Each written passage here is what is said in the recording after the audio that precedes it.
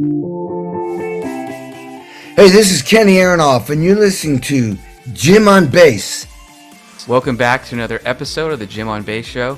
For today's very special guest, we have on one of my favorite drummers. He's played with just about everyone in the music business, whether it be John Fogerty, John Mellencamp, Smashing Pumpkins, Mellissa Etheridge. He's also in the Kennedy Center's Honors Band.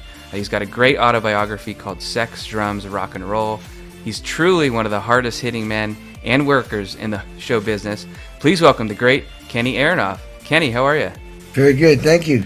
How are you? It's good to see you. Well, I have to tell you, I recently read your book and loved it and thought it was funny, lots of great stories, and it really keeps you hooked. So I'm telling all my friends about it. Cool, man. Yeah, it's definitely you can read it chapter by chapter, and some chapters are only 4 pages. It never stays in one place because my life has never stayed in one place. It's always moving, completely different worlds, genres of music and different other businesses and things. And you were telling me you're editing your second book, right? Yeah, I wrote that 5 years ago. I have a speaking business. I do inspirational, motivational speeches for corporations, and I have an agent, so a complete show.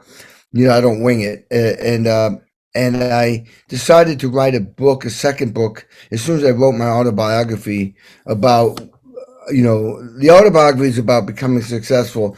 This book is about what it takes to be successful and stay successful in one of the most difficult businesses in the world, the music business, but it pivots into everybody else's business.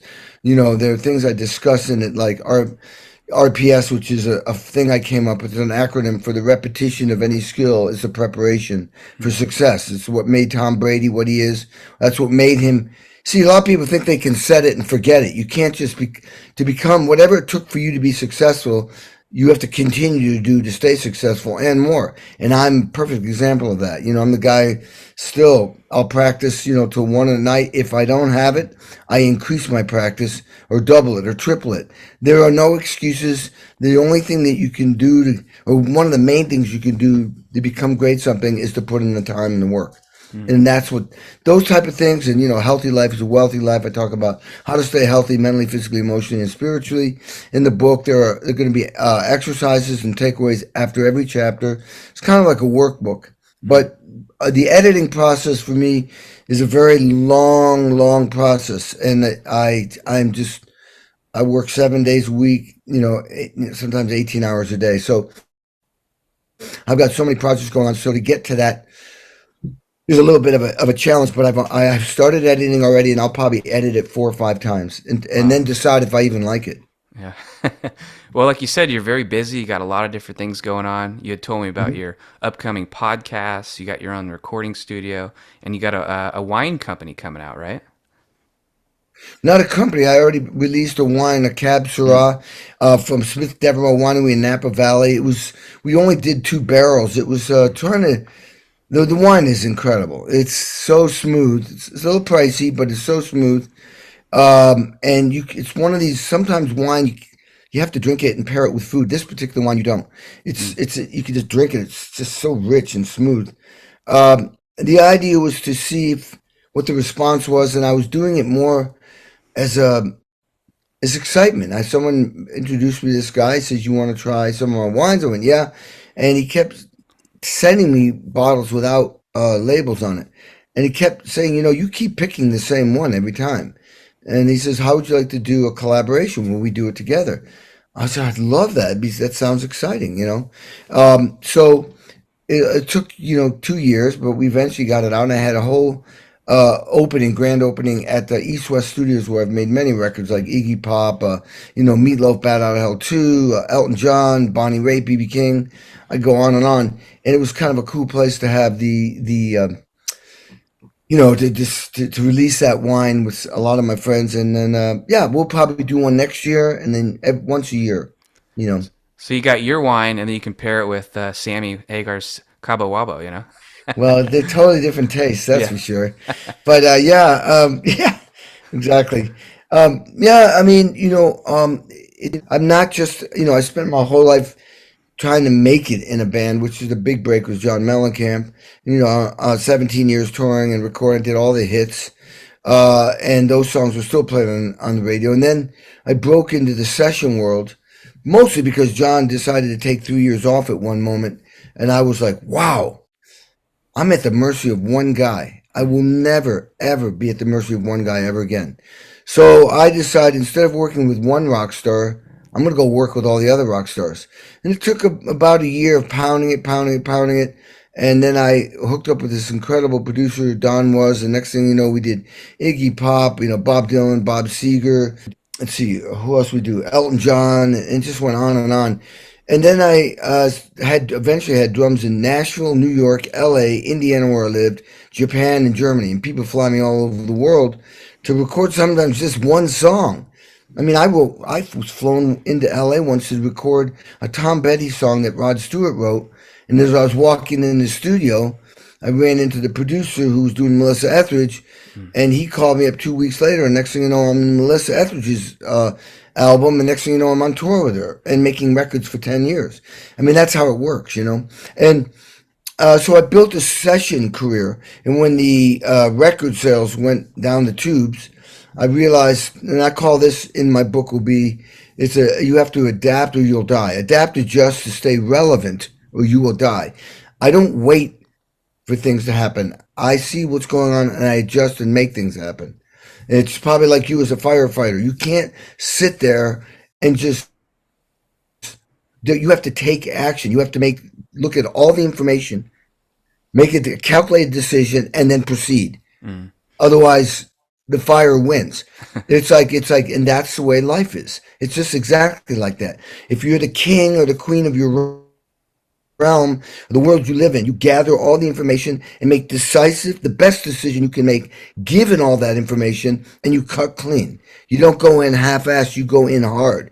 You make a decision and you just take action. And that's basically what I did when I moved everything from, New York, Nashville, Indiana to LA. I went, not going to be flying me around anymore. I didn't wait for it to die off while it was still transitioning. I moved out here, got a studio, Uncommon Studios LA. People, you can email me on my site. You go to the session site part, and there's a form you fill out, and people send me files. I record drums on their songs and send them out. Well, I'll put the link for that too, KennyAronoff.com, right? Yeah, it's www.kennyaronoff.com. Yeah, okay. That's my website. And what's the name of your upcoming podcast too coming out? Well, we're working on that. We're working on a name. I mean, some people are leaning toward, the sessions with Kenny Aronoff or Kenny Aronoff sessions, but I kind of lean to something a little more aggressive, like Boom Boom Crash, Kenny Aronoff. And Boom Boom Crash obviously is a drum term, but we'll see. We're working on it, and I wrote an opening theme for it. But right now we're just gathering,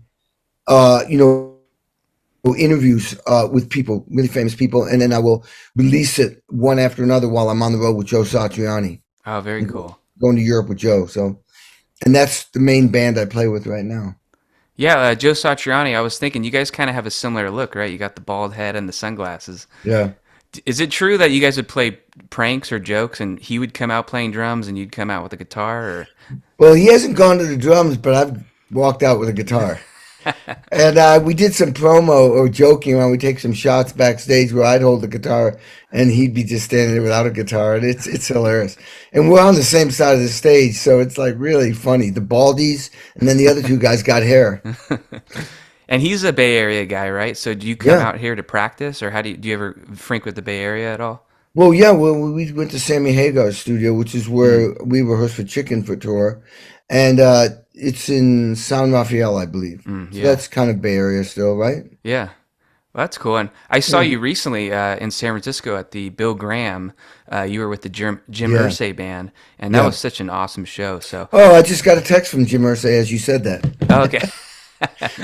Yeah, the Jim Irsay, for those who don't know, he's the owner of the Indianapolis Colts, and he has this incredible collection of American collectibles and a lot of music instruments like Ringo Starr's drum kit from the Ed Sullivan Show. He's got a famous guitar that Prince had. He's got Kurt Cobain's guitar, the famous turquoise or aqua looking guitar. He's got David Gilmour's Black Strat.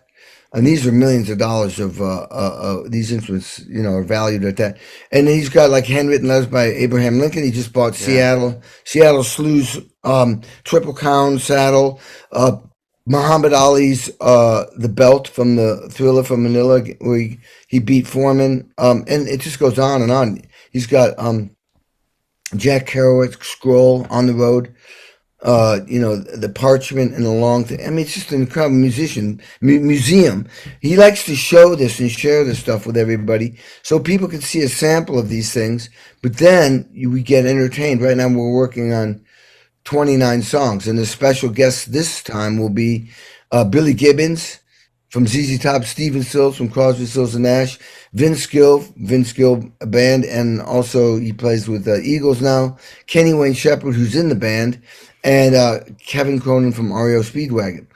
And we've had Ann Wilson, Buddy Guy, we've had all kinds of different people join us. And then in the band is me, Mike Wanchek from the Mellencamp band, Kenny Wayne Shepherd, as I mentioned, Mike Mills from one of the founding members of REM. He'll sing a couple of his songs. Tom Bukovac, who's one of the greatest session players in Nashville, but also MD for Ann Wilson, and goes out with Joe Walsh. Michael Ramos, a keyboard player who played with the Bodines and Mellencamp when I was there. And that's the main. And then the Danny Nucci, who plays sax and sings and guitar. And there's some background singers. And Carmela, who's also one of the most successful violinist singers in Nashville and has gone out with all kinds of people. It's a really incredible show. And it's like it's just constant music and people walking on stage and off stage, and it's great for the crowd. Yeah, I felt like I was at an award show or something with so many big names. And, Yeah. you mentioned that Beatles Ringo Starr drum set that's on display. Yeah. Does Jim ever let you get on there, or are you not allowed to touch it? Well, Tom Bukovac suckered me into it. He said, "Hey, Kenny, why don't you go to that drum set when we were playing in L.A.?" And I went over there and I started singing Ticket to Ride. And everybody came running to me. And they were freaking because it's the original Heads. Wow. And I wouldn't get off. I told them to just chill out. And I played all kinds of songs I was singing, but I was playing light. The bass drum pedal hardly even went down. It Wow. just it went down and stayed there. But anyway, that was exciting. And for me, I mean, my whole story is I saw the Beatles at age 10, and I just couldn't believe what I was seeing on TV, that actual show. And so to be playing on that kit, number one, and also when I saw the Beatles, I said to my mom, who are these guys? She said, they're the Beatles. I said, well, I want to play in the Beatles. Call them up and get me in the band. And it was that moment that I realized what my purpose in life was. I want to do that. I want to play in a band. I want to do what they're doing. And so 50 years later, I was actually called to do a CBS special called The Night That Changed America, honoring the Beatles for that Ed Sullivan show that 73 million people saw in North America. And I get to play with Paul McCartney and Ringo Starr, the two remaining Beatles. It was like a full circle. And you're not dead, or dreaming, it's real. Yep. Well, Yeah. one thing too about that show, I mean, I know one of your first tours, right, with John Mellencamp was opening up for Heart, so it must be Yeah. pretty cool to run in the same circles with Ann Wilson through the Oh, years. yeah. All this stuff, I mean, to play with your heroes when you were nobody. Heck, playing with Stevie Wonder. I mean, the Kennedy Center honoring The Who, and I'm looking up at The Who, and I was a little kid in the audience looking at The Who, I mean, it just goes on and on. It's just Yeah. mind-boggling to be playing with all these. Hell, I did Jerry Lee Lewis's last year and a half of touring. Wow. He just died, and he loved me. I did Jerry Lee Lewis and Little Richard and John Fogerty at the Grammys. I mean, I recorded and was asked to go on tour with the Highwaymen. That's Willie Nelson, Waylon Jennings, Chris Christopherson, and Johnny Cash, all in one band.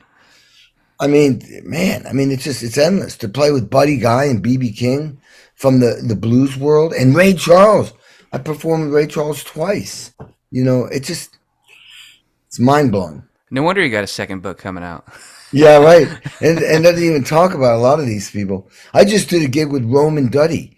That's Rome from Sublime and Duddy from the Dirty Heads. I mean, this is a whole different world, like ska, reggae. See, usually you get pigeonholed as a drummer. Oh, that guy's a rock drummer, or he's that type of rock drummer. And somehow I broke the barriers because I do a lot of these big shows where I have to be able to play multiple styles of music. And I mean, I'm just so fortunate. I mean, I don't know what the formula is, but I got it. I get to play, every style of music all the time. I mean, I even recorded with the Buddy Rich Big Band playing big time jazz. I wasn't playing rock. I was playing big swing. Actually, one song was called Big Swing Face. And, because when I was a kid, I played jazz, you know, I've always been open to everything. People say, why do you do the classical music? Sounds good. I like it. Well, why did you do jazz? Because I like it. Why did you do rock? Because I like it. And eventually all that studying paid off because it makes me a better rock drummer. And to be able to write, I'm kind of well known from writing the most detailed charts. I write every note out. Every note that a drummer plays, I write out every single note. And because right now I'm dealing with about 60 different, maybe 70 songs, and I can't possibly memorize that much. Well, it's crazy because before I got into your book, I saw you in San Francisco with the Jim Irsay band, and you came out before the show started, and you probably sat there for about 30 minutes, and I was like, I know he's going over the songs or he's doing something, and it was pretty cool to read your book and find out, like you said, you make your own detailed chart. So can other drummers read that, or is it kind of your own language that you've come up with? Oh no, it's legitimate. You have to know how to read music though. Okay. Oh, it's very textbook. Anybody who can read can see it. The hi-hats, cymbal crashes, tom-toms, the kick drums. No, it's well-known, standard way of writing music. Every beat I have notes. What you probably saw me do is I was making sure I had the tempos in sequence on my drum machine for the order of the songs. So they were changing the order. Then I was relining all my charts to make sure, and I double and triple check that. So that as soon as one song's over, I've got the click going for the next song. Wow. Learning the new tempo. Tomorrow I'll play with no charts. I'm honoring Sammy Hagar at the Whiskey Go-Go. I'll come out, do Rock Candy, which was what he did with Montrose. That's a big drum thing. Pound Cake, which was with Van Halen. And then I Can't Drive 55, which was Sammy Hagar. And I will have a metronome and make sure those tempos for those songs are very, very, very specific. Rock Candy is very slow, and it's got to be at that tempo, whatever that is. And then the pivot right into Pound Cake, which is faster, a whole different thing. As soon as one song's done, I'll have the click going for the next one. So I start getting into the rhythm of what that is. Wow. So it's all about preparation. You have to prepare to perform, and you have to persevere to keep going. And that's the PPP. Well, like you mentioned earlier, you're classically trained. It sounds like you enjoy listening to it. Like, when's the last time you've actually performed that? Oh, I haven't done classical music in a long time. I actually performed classical music was a gazillion years ago. Okay. But I mean, I put marimba on Joe Satriani's record, the latest one, Elephants for Bars, because I just said I've had vibes on records, but I've never had a marimba. And I'd set up my marimba to actually work on this violin concerto that I performed at age 22, or I just turned 23 at Indiana University School of Music, which is the #1 school of music in the country for classical music. I won a concerto competition. That was going to be for my senior recital. By the way, this piece I practiced 2 or 3 hours a day for 1 year. Wow. It was a virtuoso violin concerto that I played on marimba. That was part of our education as a percussionist at Indiana University. My teacher said, I want you to audition for this concerto competition. And I won, which meant I had a 60-piece orchestra behind me.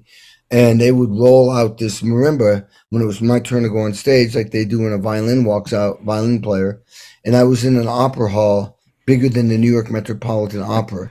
Wow. at Indiana University, because the school is that big. And it was one of the most scary moments of my life to walk. 'Cause I'm not used to being out front, and it's all memorized. It's blazing fast. I mean, at the end, it's like, I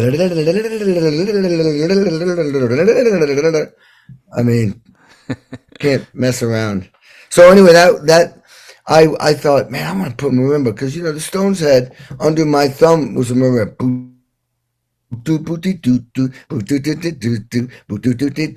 So the producer composed something for me, which was like with four mallets. Mm. So I had to have two mallets in each hand and go, moving around real fast. Wow. And you've also gone back to become a professor at Indiana University, right? Like, Well, do you I still? did. I did that 93 to Yeah. 96. They wanted to bring me back into look at Indiana University. They didn't even have a drum set teacher when I went there. It was all timpani, mallets, which is vibraphone, marimba, xylophone, and multiple percussion and snare drum. Mm. They had five orchestras. They had five jazz bands, and they didn't have a drum set teacher. And they realized they were trying to compete with these other schools that had focused on drum set. So they thought, why not bring Kenny in? Because I was living there to teach drum set. But we got a guy who went through our program at the highest level and have him teach drum set. I was already in with Mellencamp, so I was famous as a drummer, and it was a way to draw people to the school. So I taught students drum set there, and I've since then have a scholarship.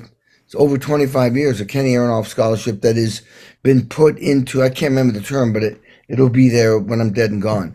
So a kid gets can get, Wow. if he has good grades or she has good grades, will earn a pretty good amount of money to help with their education. Wow, that's pretty neat. And speaking of education, you're not the only successful person in your family.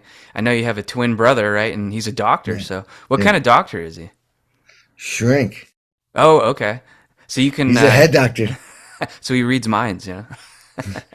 No, he and my son is also in that profession. My Oh, my wow. son Nick, David Nikolai Aronoff. Yeah, and my sister's is a professor in Boston, a social worker, so she's in that Wow. kind of realm too. I'm the different one. Well, I have some buddies who are twin brothers, so I was wondering, did you guys ever play any pranks, like maybe act like he's going to take the stage for you, or? Oh yeah, oh yeah. Many times he went on stage, or he'd be back at the mixing board, and I told him go back there and tap the mixer on the shoulder, and he'll freak out, and he did. He's like, what? You're on stage? How? What? That kind of. Joe Cocker, he figured it out though. We fooled John Fogerty. We fooled a lot of people. He walked on stage once and brought timpani out on a Bob Seger concert on stage and made everyone laugh. Oh, that's great. Yeah. Well, speaking of the early days a little bit too, I remember you had said you recently, like in the last handful of years, was able to buy back your first snare drum off eBay. Do you use that for shows, or is it like an antique thing for you? No, it doesn't. It doesn't sound good. It's only six lugs, Oh, so okay. I bought it just for the nostalgia. I found out what it was worth, and it was way. I think I bought it back for $400, but paid $20 for it. Oh, okay. Yeah. And then I love having people on different walks of life, different careers, and ask them what their favorite or their first concert was. So, who was your first show that you went to? It used to be at the tip of my tongue. I think it might have been it. It's weird. You think I'd remember? It's like back then I saw the McCoys. Singing "Hang On, Sloopy." It might have been the McCoys. Oh, okay. Hang on, Sloopy, Sloopy, hang on, um, and then another one back there was the Young Rascals.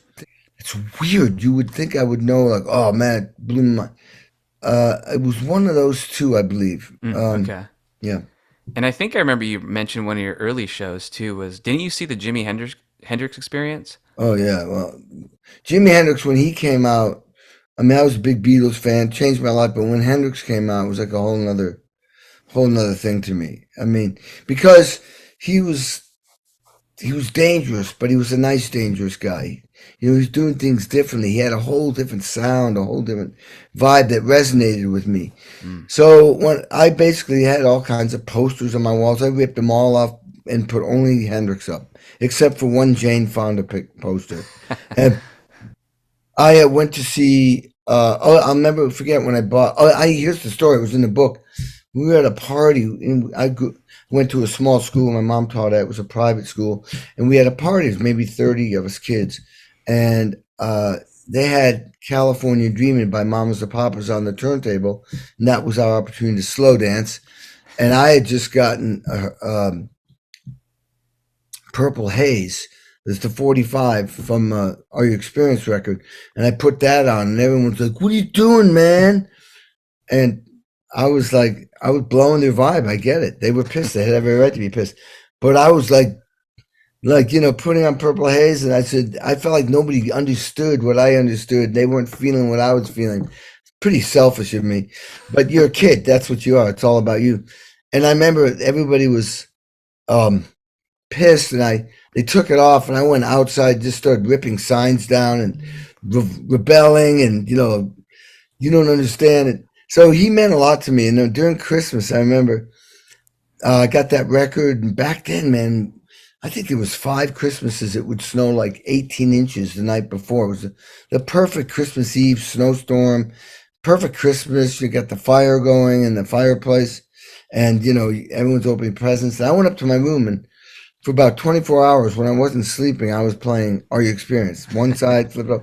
I remember my mom pounding on the door and said, will you put another album on?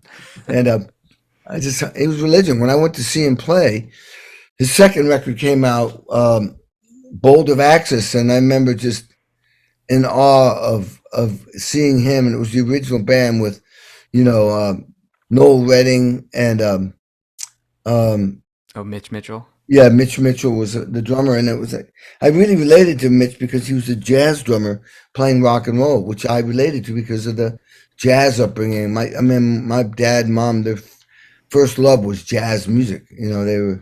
That was their music. So I grew up listening and playing it. So I saw this drummer. Wow, he's a jazz drummer playing rock. I can relate. I liked it. Did you ever get to meet Mitch Mitchell or?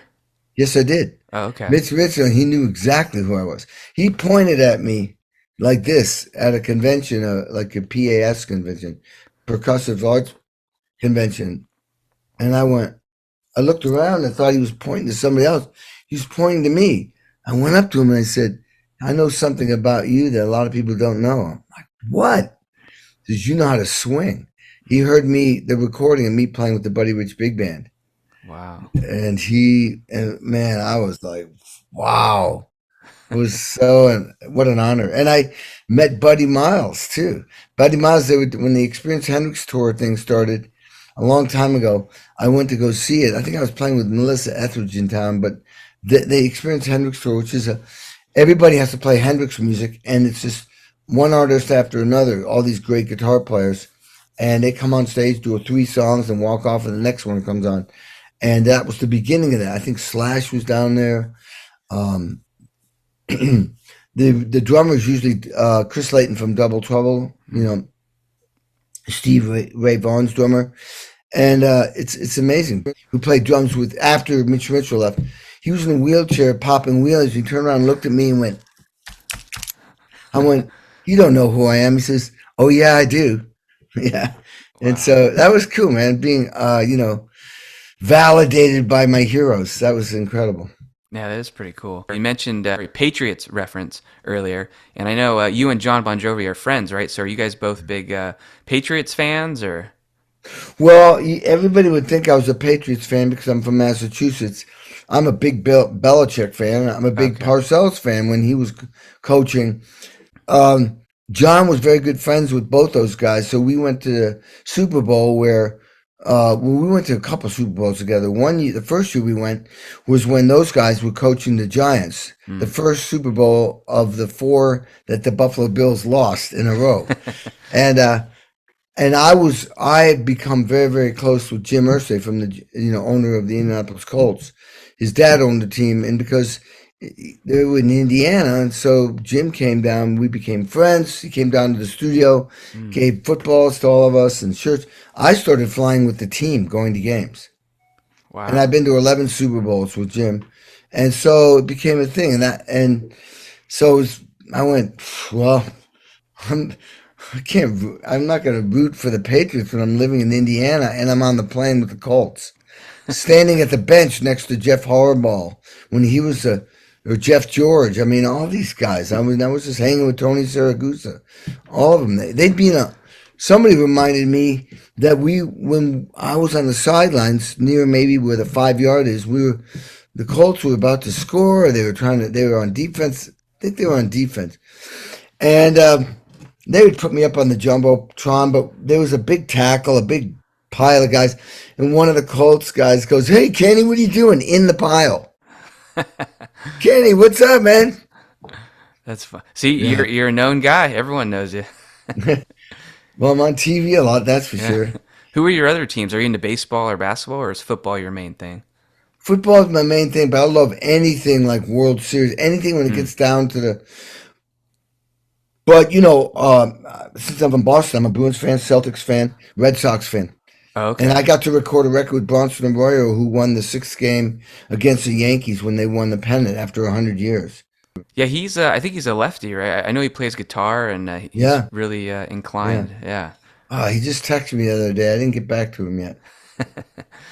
Well, another thing about you is, it's always obvious when you're up there playing. You usually got the cut off shirt or tank top. You got the best biceps in rock. So, That's what they say. yeah. What's your fitness routine like these days on tour? How do you squeeze it in? It's very difficult. The worst scenarios, I'll do push-ups. Hmm. So I can rattle off 70 at a time. But I have a gym downstairs, so I have a routine I can do. It's six different. It's the flies, then it's pull downs for the back, then it's uh, lateral raises for the shoulders, then it's bench press for the chest, then it's curls and with dumbbells, and then it's for triceps. I like to use dumbbells to go up, Hmm. focus on the tricep, but also gets the chest again. Then I'll do squats and lunges, and then do it again. Okay. And and then cardio. I have Nordic track running machine, a rowing machine, and then try to stretch at the very least when I'm in the shower, and then diet, supplements, water, which is every organ in your Hmm. body needs water. I don't drink enough of it, but that's one of the things. Then it's stress is one of the worst things for you. So I have exercises how to deal with stress, breathing, and not great at meditating, but I'll give it a shot. And then sleep is the eighth Hmm. step to a healthy life, and Yeah. it's just you grab it whatever you can when you can. The drums are so physical. So do you have like a rule of I can't work out a certain amount of time before a show, or does that not Yeah, matter? I used to work out day of show, but then when I got older, I realized the way I was working out. No, I'll save it. I'll stretch. I'll do push-ups. I have bands in the hotel rooms where I can do Mm. keep my shoulders, up, and I do stuff. I can do some with the bands. I can do curls, but basically, I save it for the show. Mm. Everything for the show. Everything is for the show when I'm traveling. Like I'm about to do a 9 week tour, Joe Satriani. It'll be everything is geared for that show. Mm. Well, I think I remember. Did you say something about was Bruce Springsteen the guy that mentioned working out? Something about it's important to get 60 minutes of sweating in a day. I don't know that about that, Okay. but I get to do that when I play the drums. There's no question. I mean, it's like 2.5 hours a day. Yeah. You know, and I'll go to the studio today to work on. I'm working on like 29, 30 Earthshay songs and about 30 for my own band that I have a show coming up, Kenny and Friends. So that's about 60 songs. Wow. I'm working on. So And yeah, I have a that's show tomorrow night. I'm doing 3 Sammy Hagar songs at the Whiskey. So yeah, I got to do that too.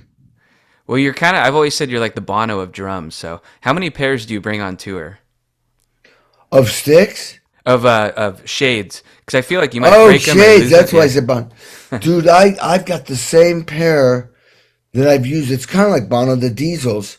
And I bought them when they just stopped making them, Mm. and I have not lost them or broken them yet.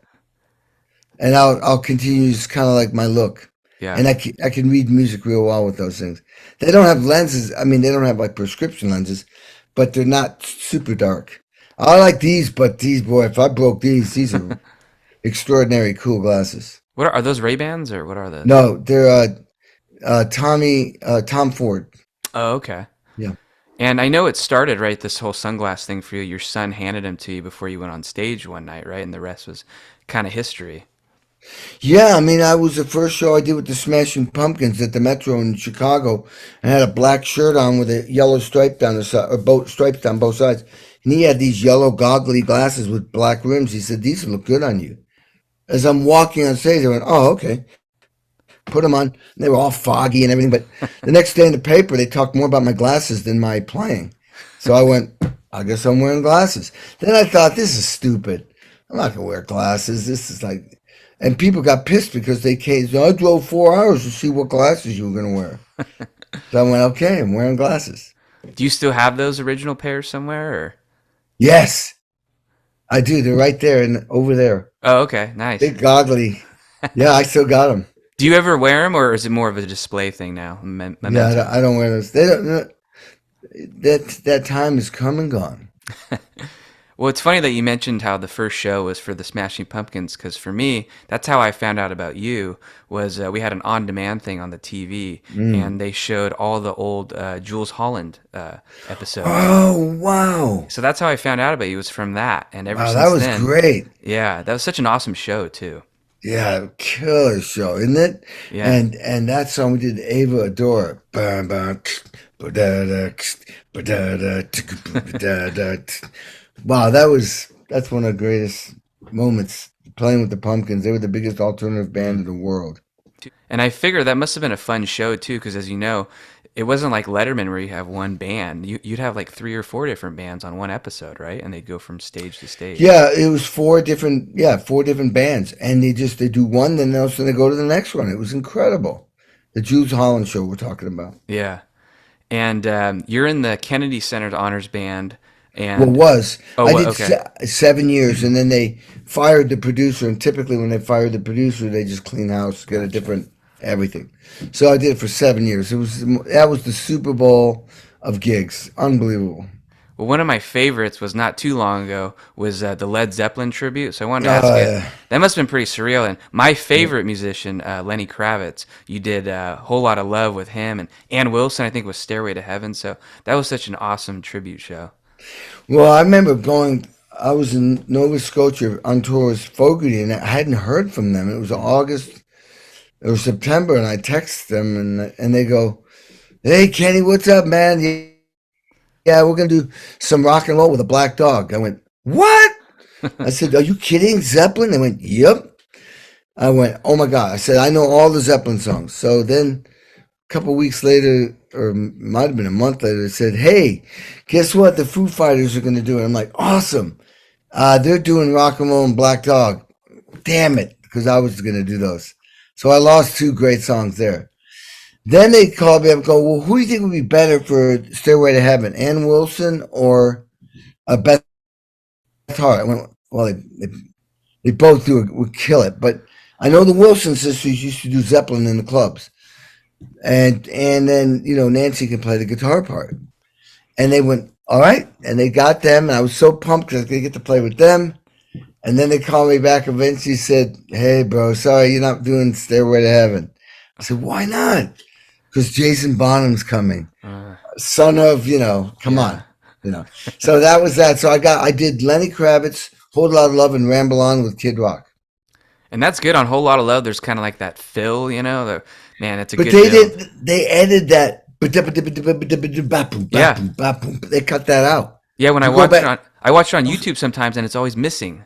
Yeah, well, Yeah. I was like, whoever was editing that should have known that's what everybody's waiting for. Yeah. They're going, that big kind of area, just going, it's just dreamland. And all of a sudden the drummer goes,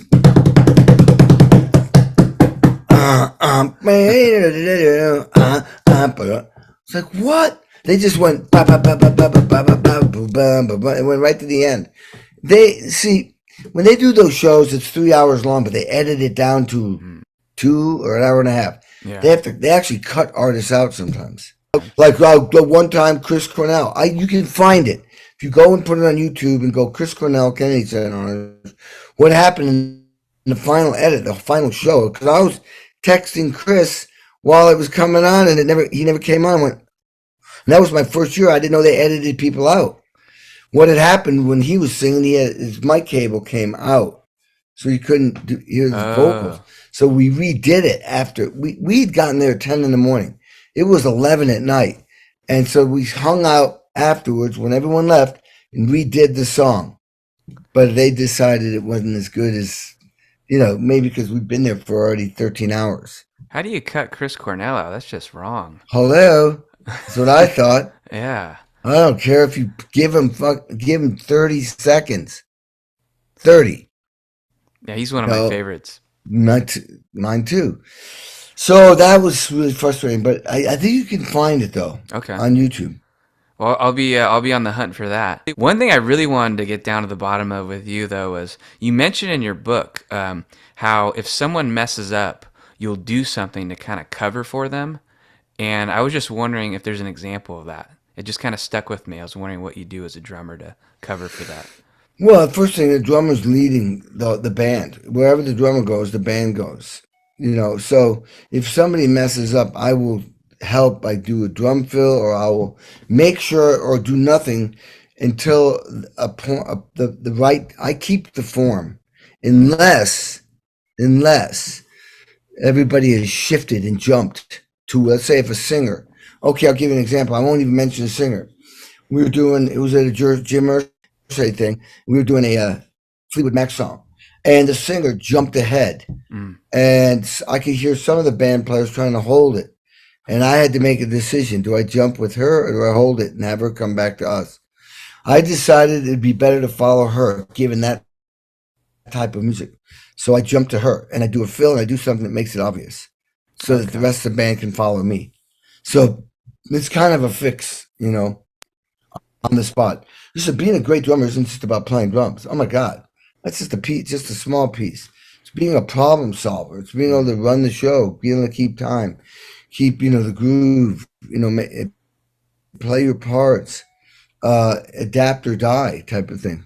You're kind of like a Yeah, catcher quarterback then on a team, huh? Ca- uh, catcher in baseball or center. Mm. Quarterback, yes. I'd like to say the singer might be the quarterback. The center, though, controls the defensive line, and one bad snap can cost you a game, which could Mm. cost you a playoff, which will cost you the Super Bowl. Yeah. Well, speaking of, high pressure moments, we've talked about some of them, the Kennedy honors. I know you played the Grammys. You did Obama's inauguration in front of the Lincoln Mhm. Memorial. Did playing for someone like John Mellencamp, who was kind of seemed like he had a don't fuck up attitude, did that help you? Or do you feel like if you had a more laid back person, you'd get more out of the band? Well, I can work with anybody, but when somebody's like that, I'm great under pressure. Mm. And I'm sure you can relate to, like when you're a firefighter. Of course, it's in some way. Well, there's a challenge for both, because sometimes when somebody's being nice and it's easy, you better make sure that you have objectivity, because you get too casual, you might make some mistakes, or you might do something you don't want to do, because you're not paying attention enough.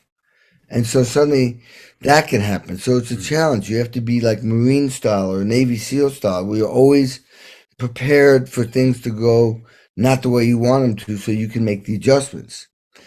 So, but working for somebody who's barking at you while you're trying to help them is no fun either. Yeah. Well, I won a contest when I was right out of high school, and my dad and I, we actually got to go on tour with Lenny Kravitz, and Wow. yeah, we went on a 2 week bus tour. It was surreal. Wow. Yeah, 2 weeks, not 2 days, but two yeah. weeks. So I've always felt like I got a little bit of a taste of what it's like to be on the road, even though I didn't have to perform. But it's exhausting and tiring. And one of the Oh, things yeah. that one of the things that stuck with me was we were driving from Utah to Denver in February, and the generator went out on the bus, Mm. and it was we had no electricity. I remember the water bottles we had froze over through the night. Whoa. Whoa. That's cold. Yeah, I literally wanted to cry, but I knew I couldn't, or else my tears would probably freeze over. But do you have any good epic tour bus fails through your career being on the road? Oh, no. I'll tell you about some planes. Private plane. We take off in a private plane. It was with Mellencamp, six-seater. The other private plane was a six-seater also. They were behind us on the runway. When we took off, I looked out my window and our wing was on fire. So I started screaming at the pilot, "We're on fire! We're on fire!" And he immediately turned that plane around and landed. But the other guys were like, "Oh my God, they're on fire." They thought we were going to blow up out of the sky. But the best Mm. one was, we were flying from Miami to Mississippi, and we're on the plane partying, drinking, and all of a sudden we heard the autopilot button go off, which is ding, and the bass player in the front had convinced the pilot to do this thing we do sometimes. You bring the plane way up, nose up, and then you just drop it, let it free fall. And we did that, and all the liquids out of the drinks came out and was floating through the cabin. All the flight plans were floating. The bodyguard who didn't have a seatbelt up got elevated and was kind of float. It was like literally like being in space. And then we leveled out and it came crashing down. And then all of a sudden, and you don't want to hear this, the pilot, all of a sudden, you hear, doo, doo, doo, doo, doo, doo, doo, and all the dashboard red lights come on. And he said, "Oh, shit." You never want to hear your pilot say that. You never want to hear your surgeon say that. And the plane stalled. Now, in my mind, I thought I'd heard once it stalls up there, you can't get it back on. So it's a small plane, so it's has a great glide ratio.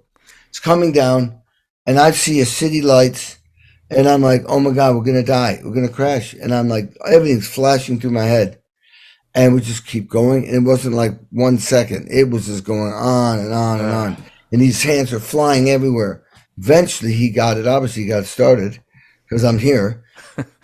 Oh, my God. And the wild thing, we were kind of in that area where Leonard Skinner went down. Wow. Back in the day.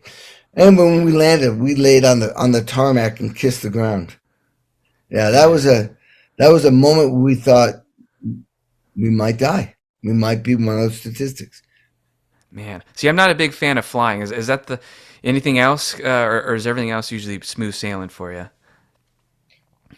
Usually, one time we had another scare once. I was hoping you'd say no. Yeah, I mean, oh yeah. Well, I mean, as many times as I've flown. I mean, Yeah. oh my God, I've flown so many times. It's ridiculous. You use up your odds, I guess. Well, that's another way of looking at it. Or fly with me, you'll be safe. Oh, yeah, that's a better way of looking at it. Well, I was at Pebble Beach the other day for the Pebble Beach golf tournament, and I saw Lucas Nelson, and it made me think you have a relationship with Willie Nelson. Yeah, and Lucas. I know Lucas. Okay. Well, yeah, are they both pretty good golfers then? Because I remember you said you golf with Willie Nelson. I don't remember because he made me smoke his pot.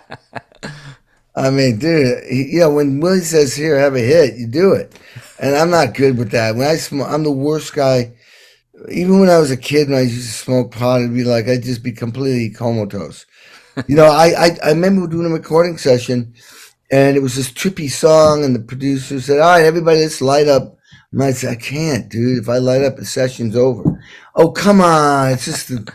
So I light up, and I got all like out of it and didn't know. I went to the bathroom, splashed water on my face, and man, I mean, I don't know if I could say this, but when I was peeing, I felt like it was Crest toothpaste coming out, and I went, "You're messed up, boy. That's not good." And I went down and said, "I told you, this session's over. I'm peeing Crest toothpaste out of me. So something ain't right. I think I better go home." And I did. That's funny. I've never said that on a podcast, by the way. Hey, breaking news. Yeah, and now Crest toothpaste will never be the same for anybody. Dude, it was like, I just, I can't do it. So when Willie used to say when I was on tour with Fogerty and Willie would open for us on a show, I went on his bus maybe 2 or 3 weeks later while the tour was in. He said, "Where you been?" I said, "Dude, Willie, I can't get on this bus and smoke pot or smell your pot and then get on stage and play that stuff." He said, what are you talking about? Yeah. And apparently, is he done smoking weed now? I thought I heard about that. I have no idea. Well, when I get on his bus next, I'll let you know. Yeah. I'm going to be down there like about 20 minutes from his house this summer. Oh, okay. Down there, and I'll go visit him. Nice. If I'm, yeah. Yeah, hopefully I get an update. Yes, he's still smoking, just a lot less. Yeah. I don't know. It's so funny how when when I was a kid, man, if anybody got caught with a joint, you'd be arrested and maybe go to jail, but you might go to prison.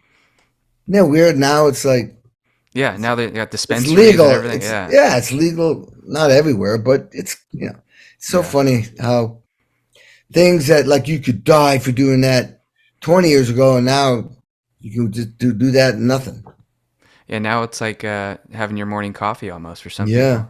not for me. Whew. I'll have the coffee. Yeah, no, I'm good without it. Yeah, could you imagine fighting fires, smoking? I mean, hey man, this is cool. Yeah, I'm sure people have done it, but yeah, I'll pass on that one. You know, I wanna live. You, I did go. I did go with a like a half a day run with on a fire truck. Oh, really? Where was Yeah, that at? in L.A. or near Oh, cool. maybe more like Pasadena. Man, that was badass. I have warrior fighter. I don't have a fight or flight. I'm a fighter fight guy. Mm. So fighter fight, warrior, king, gladiator, Navy SEAL type of guy. That's my in my. So you guys, holy shit, amazing! It's no joke, man. And the other thing is, I didn't realize it's not just fires. It's everything. Yeah, It's everything in the emergency. You're called in for even for everything, anything that could potentially because you guys got paramedics with you, hmm, and then you basically you make the captain, whoever's part of spearheading your truck makes final decisions, right? yeah. Whether a helicopter comes in to pick up somebody, you inspect the house, the situation, the bodies, whatever it is, you assess everything, right? Yeah, like you said, it could be car accidents, EMS calls. If someone smells gas and they don't know how to turn Yep. it off, they'll call us for that. So, like you said, it's a little bit of everything. And then if it's like a trauma, you got to know which hospital to go to, what they Yeah, what specialize in. hospital? Yeah, Yep. so a lot The of other moving parts. Yeah, a lot of deep, man. Decisions have to be made. And what I love, one of my favorite parts was, and people probably don't know this, but if you come to a four-way intersection with traffic lights, these guys can switch the lights so they can go through. Yeah, yep. See, we don't have it. Some people do though. You don't? No, I wish we I did. thought all of them. Yeah. What Yeah. what it is? Oh, I guess well everybody's supposed to get out of the way anyway. But the rides I was on, that truck they had a switcher. Oh, that's The guy cool. say, "Watch this. Lights red, green, bam." See, I've always heard about that, You know but what they did? You know what they did with me? One point they put me on a hook and ladder, and they put me in the back, and they said, if you want, to steer it, go ahead. Just blah. They showed me how. You heard this big siren go off, and the guy, oh shit, we got a call. Like we can't switch. You stay there. It was a joke. It was just messing with me. Truck took flying off. I'm like, driving this thing, that's awesome. it was great. Sounds like you had a good time then. It did. It was Well, if you great. ever want to do it up here, we'd love to have you. Oh, dude, I'd love to ride with you guys. I think that's just so warrior. Like, I mean, I'm surprised. I mean, that would have been the type of thing I would have done. I could see you That, as one too. yeah, totally, total jock guy. Just need a Totally, handlebar, you know? yeah, yeah, fight or fight guy. Dude, I went up on a ladder with my wife now, but she was my girlfriend then because she's real small. I walked. They wanted to do a photo. Oh, I know what it was. Vic First Sticks. They wanted to Mm. do Kenny when he's not playing the drums. I had a fire help. I was ripped back then, really ripped, big, and I had a tank top on. I had I didn't have a jacket. I had the hat on or the helmet, and I had some tools. And anyway, I grabbed her and walked up the ladder, and I'm in her asses. I would look great, and I'm turning around, and it's me going up to, no, it was staging that I had just rescued her, and I was coming down. See, I want to see that. Is there any footage Yeah, out there? I'm sure I could find it. So Yeah. just email me. I'll Okay. dig around. Yeah. Well, that's funny. And to get back on the music, one thing that I thought was cool was how you said Elton John wanted you to be his drummer back in the day, and you stayed loyal to Mellencamp. So did you ever get to talk with Elton about that or discuss anything in the future? Because I know that would have been a great thing you wanted to do, right? Oh yeah, I'd recorded with them. I mean, Elton John, you kidding me? And it was really hard for me to. I wasn't ready yet to leave Mellencamp. I turned down the Highwaymen too, Wow. and I turned down Mick Jagger because I was still with Mellencamp. We're playing at the Forum, sold out. No opening act, just us, and our audiences were screaming and yelling and dancing and partying before the show. We had great music going, everyone's drinking and dancing, and we were young back then. Our audiences were young, and we weren't Motley Crue, but girls would be throwing bras and underwear at us, and we were like a high pumping it out. John was adamant about us moving around stage a lot. Well, not me, but the guitar players, and Bernie Taupin comes backstage at 30 minutes before the show and goes, "Man, I can't believe you turned down Elton John. I got you Elton John tour and you turned it down." I went, "Dude, that was one of the most difficult things I ever had to do." I says, "You know what? Come here." As I brought him to the entrance where we walk on stage, look at all those crazy people. I'm the Keith Richards in this band.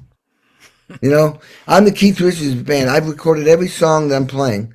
When I do the Jack and Diane drum fill, this whole place will mimic it. I'm not just some guy in the back. And, I said, if I'm with Elton, I'm just a guy in the back. Mm. And he went, "Hey, by the way, why are you here tonight?" "To see John Mellencamp in this band." I said, "So, kind of a hard thing to walk away from." And he went, "I get it." But still, God dang. I mean, I probably was in that band I might have done another 4 years. So I wasn't ready to leave. The manager from Willie, the Highwaymen, said, "All right, let me get this right, Kenny.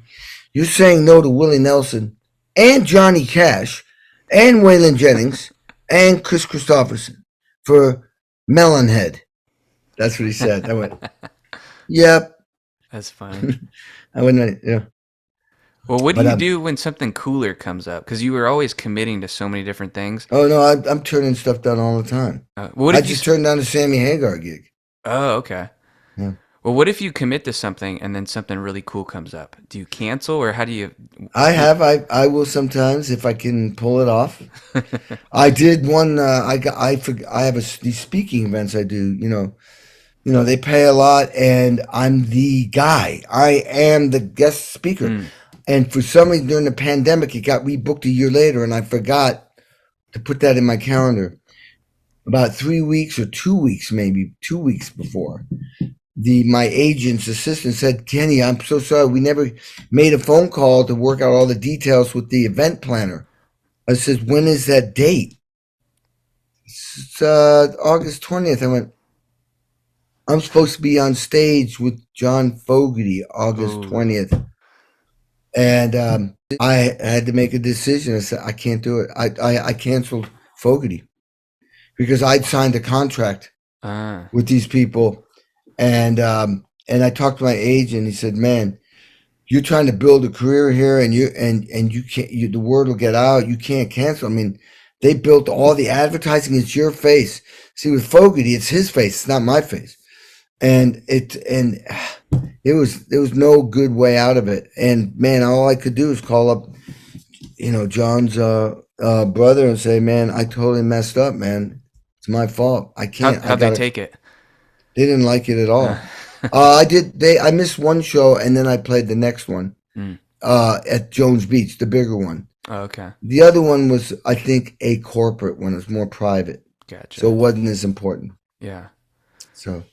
Well, you mentioned the Who earlier, and I got to see them randomly. I was in London last year, and I got to see them at Royal Albert Hall. Oh man, I've played there. Okay, yeah, that was on my bucket list to go there one day, and I got to see the Hometown Heroes, so that was cool. Is there any venues that you haven't played yet, like I don't know, the Apollo or the Grand Ole Opry, anything like that? I've done that. I'd love to do Wembley Stadium. I have not done the stadium. Oh, okay. And I was supposed to do it with Fogerty, but I was booked doing something else and couldn't do that, and they had a backup guy.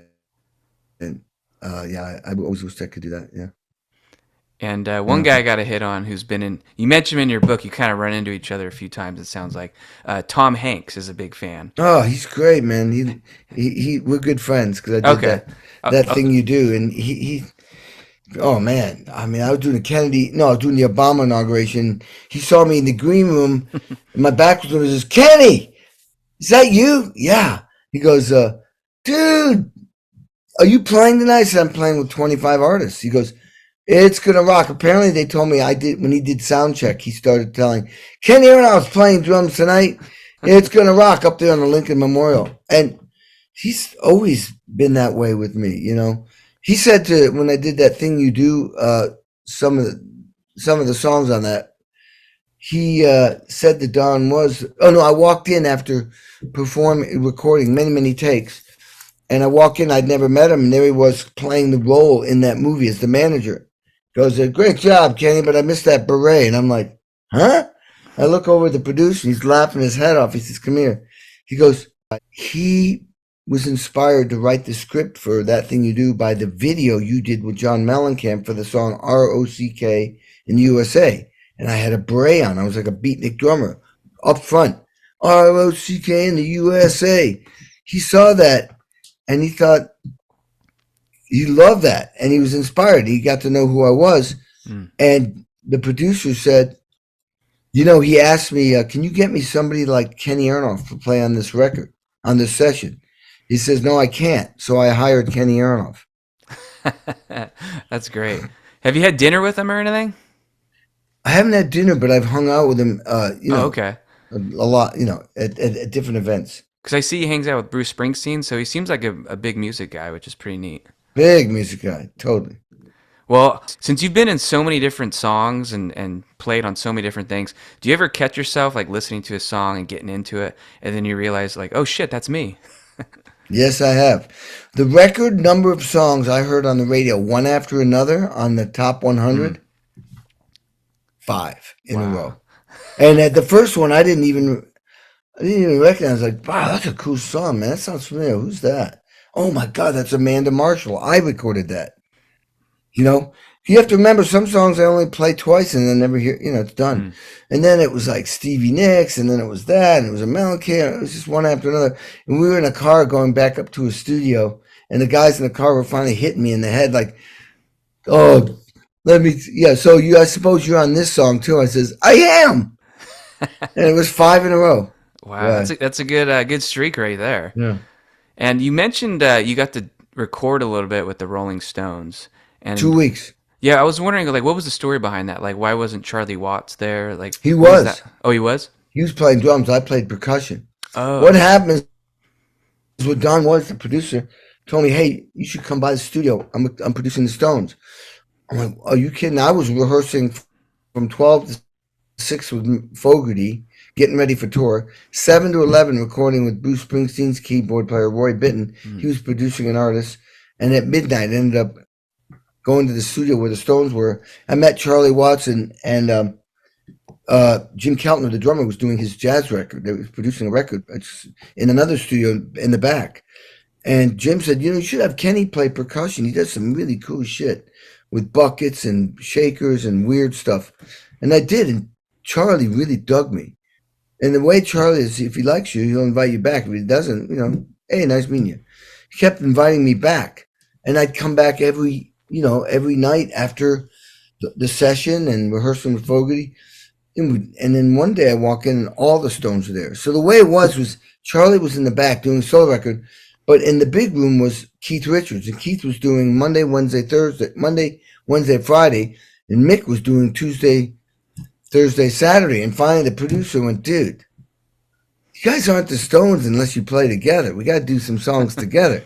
So I walked in, and that's what they were doing. The room that Charlie had been working in, they were setting up a whole thing, and I played percussion on some songs, gotcha. tambourines and a gourd with beads and a brush on it, and all kinds of stuff. And Mick was like, so cool. He came up to me at one point. It's 4 in the morning, by the way, and he comes up to me and goes, "Hey, Kenny, I like what you're doing, man, but don't get in the way of Charlie's hi-hat thing."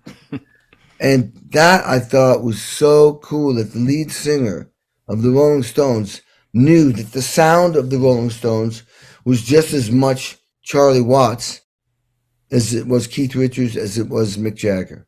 And that is cool. And that's surreal. If someone would have told you as a kid he'd come up and say that, you probably wouldn't believe it. I wouldn't believe it. Yeah. You talk about seeing the Beatles on TV as a kid, and then you're working with the Rolling Stones. Do you ever find a moment to kind of tell them those stories, or do you play it I cool? did. Okay. Well, okay. When I did that tribute honoring the Beatles for the Ed Sullivan Show, and I'm the drummer, the CBS special called "The Night That Changed America," where 73 million people saw that iconic Ed Sullivan Show, which changed my life. I got to play with, Ringo Starr, Paul McCartney, Stevie Wonder, Dave Grohl, Jeff Lynne from ELO, Joe Walsh from the Eagles, John Legend with Alicia Keys, Keith Urban with John Mayer, and Brad Paisley, to name a few. When I was done, there was 30 minutes left in the show, and I went into the audience to watch the last 30 minutes and look for my wife. And there were these elite seats in the front where all the big people, and Tom Hanks was there. Tom immediately was like, Kenny! And his wife was there, Ringo Starr and his wife, Paul McCartney's girlfriend, John Lennon and George Harrison's widows, Yoko Ono, and then there was these actors, Sean Penn, Johnny Depp, and Tom Cruise. Wow. And they're all acknowledging me because they just saw me, and I know most of them. But Ringo's applauding, going, bravo, bravo, Kenny, great job, great job. And everybody's looking at me, and Tom wanted to talk to me. And so I never had the opportunity to tell Ringo what I really thought. I just played with him the night before at the Grammys. And I did 2 weeks prior to that, I did a thing where we honored him, where I got to play double drums with him for 4 songs. But I never had a moment one-on-one with him. So I get down on one knee, and I'm thinking about what I'm going to say to him, and he goes, "It's okay, Kenny, I'm already married." So funny. And anyway, I told him, "You're the reason why I play drums, dude. You're the reason why I play rock and roll. And you and the Beatles set me on a course at age 10 that I've been on ever since. I just want to thank you. You basically helped me realize what my purpose in life is." And I walked away and I started thinking, you know what? In order to be really great at something, you have to love what you do. And when you love it, and it's not from up here, it's from here. When you love what you do and it's your passion, your bliss, your deepest desires, or whatever you want to call it, you'll be unstoppable, undeniable, and you'll be 100% authentic you. And when you're that person, usually you're a happy guy. And the ripple effect of your joy and happiness affects everybody around you. People are going to want you on their team. You will always work. So my message to people is realize what it is that you want to do in this life and do it. Socrates said the key to happiness is to realize what your purpose in life is, but then act on it. Act on it. Well, I can tell they're cool guys because I remember you put in your book, Paul McCartney popped his head in the studio one time and said, "Hey guys, like I'm Paul, not Paul McCartney." He just said Paul. And it was real low key about it, you know. Oh, totally low-key. Funny guy. Well, Kenny, I got to say thanks for coming on. I got one question for you to end it on, kind of a fun one. You've toured with Chickenfoot, so like a super group type scenario. If you could make up a rock band, who would be some of the players in the band? Well, I always said if I did it, and sadly, one of them was Jeff Beck. Jeff Beck and Sting and me, because then it's a trio, power trio. Sting sings, plays bass, I play drums, Jeff plays guitar. That would have been the super group. Yeah. I love it. All right, Kenny. Well, thanks for All right. coming on, and I'll see you. Okay, buddy. All right, take Bye. care.